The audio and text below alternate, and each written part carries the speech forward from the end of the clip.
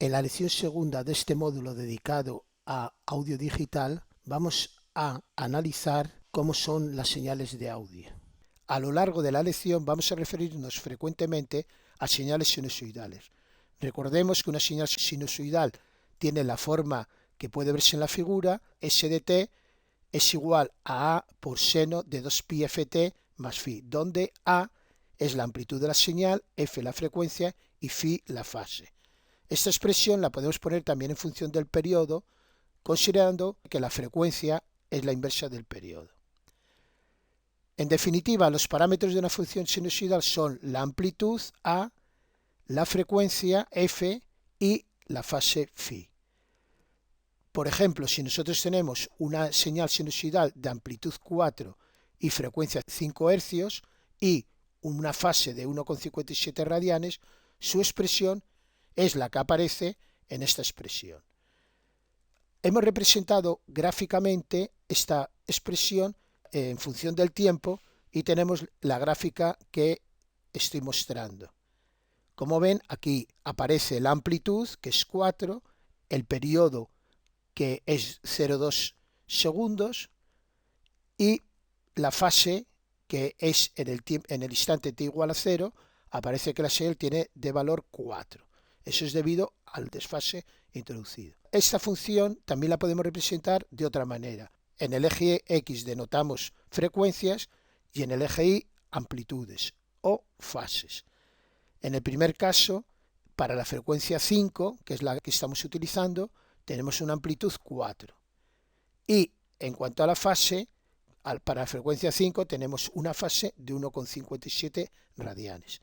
La función sinusoidal la podemos representar de tres formas. Una analítica, otra en función del tiempo y otra en función de la frecuencia. Esta forma de representación la llamamos el dominio del tiempo y esta otra forma, representación en el dominio de la frecuencia.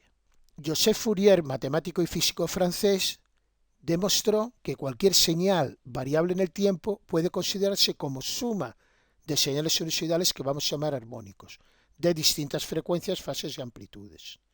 Si una señal es periódica, las frecuencias de los armónicos son discretos, serían F0, 2F0, 3F0, 4F0, llamando a F0 frecuencia fundamental.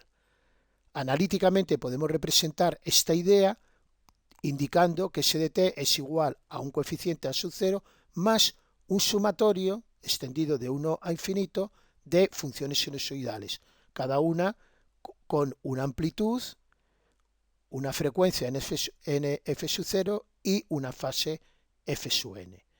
Los coeficientes a sub n y phi sub n los podemos obtener en función de la frecuencia nf0 y de la señal original S de t. Si la señal fuese aperiódica, dichas frecuencias no varían en forma discreta, sino en forma continua, y el sumatorio se convertiría en una integral en la forma que se indica en esta expresión. Aquí las amplitudes varían en función de la frecuencia de forma continua, así como lo hace también la fase. También podemos expresar esta señal en el dominio de la frecuencia. Hay una función o una representación que nos da la variación de las amplitudes en función de la frecuencia y, por supuesto, en función de la señal original en el dominio del tiempo. De la misma manera, podemos obtener las fases en función de la frecuencia. Aquí tenemos, por una parte, la señal S de t en el dominio del tiempo y aquí tenemos la misma señal en el dominio de la frecuencia. Se denomina espectro de frecuencias a la representación de la variación de amplitudes en función de la frecuencia y a la variación de la fase en función de la frecuencia.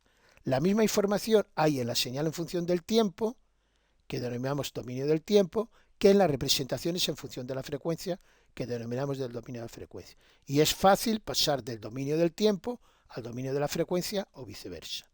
Aquí tenemos la información en el dominio del tiempo de el vídeo completo, cuya primera parte han visto anteriormente. Y en la parte inferior tenemos la representación de esa misma información, pero en el dominio de la frecuencia. Concretamente, lo que tenemos son las amplitudes en función de la frecuencia, las amplitudes que van desde 0 decibelios a menos 150 decibelios y el rango de frecuencias va de 0 hercios a 22.050 hercios. Un concepto importante que vamos a utilizar también en diversos momentos de esta lección es el concepto de ancho de banda. El ancho de banda de una señal es el rango de frecuencias que ocupa y se denota con la letra B mayúscula. Con frecuencia, ese rango ancho de banda se especifica en función de dos frecuencias de corte, FH, que es la frecuencia superior, y FL, la inferior.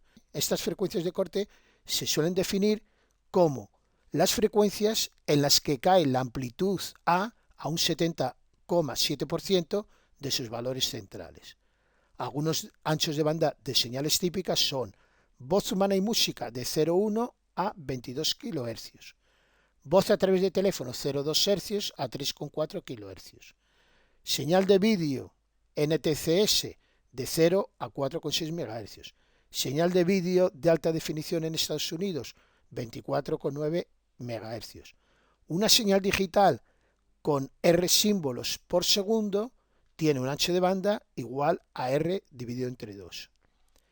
Además del ancho de banda de una señal, se define el ancho de banda de transmisión, que es el rango de frecuencias que un medio puede transmitir o procesar sin atenuar.